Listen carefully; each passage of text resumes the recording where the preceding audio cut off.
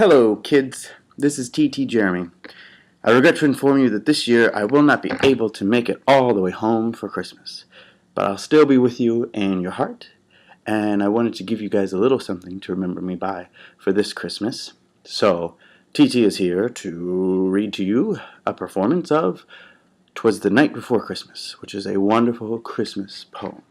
I hope you all enjoy. Be good, and I'll see you next year. Before Christmas, when all through the house not a creature was stirring, not even a mouse. The stockings were hung by the chimney with care, in hopes that St. Nicholas soon would be there. The children were nestled all snug in their beds, while visions of sugar plums danced in their heads. And my handkerchief and my cap had just settled down for a long winter's nap, when out on the lawn there arose such a clatter. I sprang from my bed to see what was the matter. Away to the window I flew like a flash. I tore open the shutters and threw up the sash. The moon on the breast of the new-fallen snow gave the luster of midday to objects below, when what to my wondering eyes should appear but a miniature sleigh, and 8 tiny reindeer, with a little old driver so lively and quick, I knew in a moment it must be St. Nick. More rapid than eagles his coursers they came, and he whistled and shouted as he called them by name.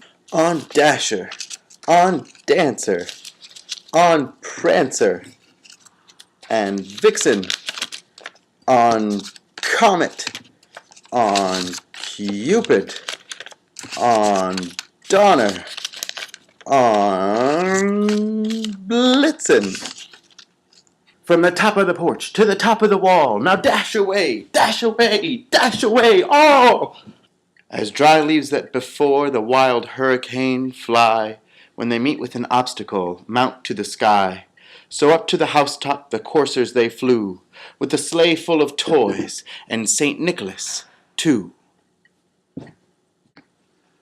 And then, in a twinkling, I heard on the roof the prancing and pawing of each little hoof. As I drew in my head and was turning around, down the chimney St. Nicholas came with a bound. He was dressed in all fur from his head to his foot, and his clothes were all tarnished with ashes and soot. A bundle of toys he had flung on his back, and he looked like a peddler just opening his sack. You're supposed to have toys. Toys.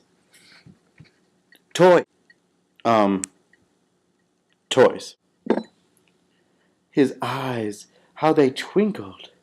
His dimples, how merry. His cheeks were like roses, his nose like a cherry. His droll little mouth was drawn up like a bow, and the beard on his chin was as white as the snow. The stump of a pipe he held tight in his teeth, and the smoke it encircled his head like a wreath. He had a broad face and a little round belly that shook when he laughed like a bowl full of jelly. He was chubby and plump, a right jolly old elf, and I laughed when I saw him in spite of myself. It's Santa Claus. Okay. A wink of his eye and a twist of his head soon gave me to know I'd nothing to dread. He said not a word, but went straight to work and filled all the stockings, then turned with a jerk, and laying his finger aside of his nose, and giving a nod, up the chimney he rose. He sprang to his sleigh, to his team, gave a whistle, and away they all flew like the down of a thistle. But I heard him exclaim, ere he drove out of sight, "Merry Christmas to all." and to all a good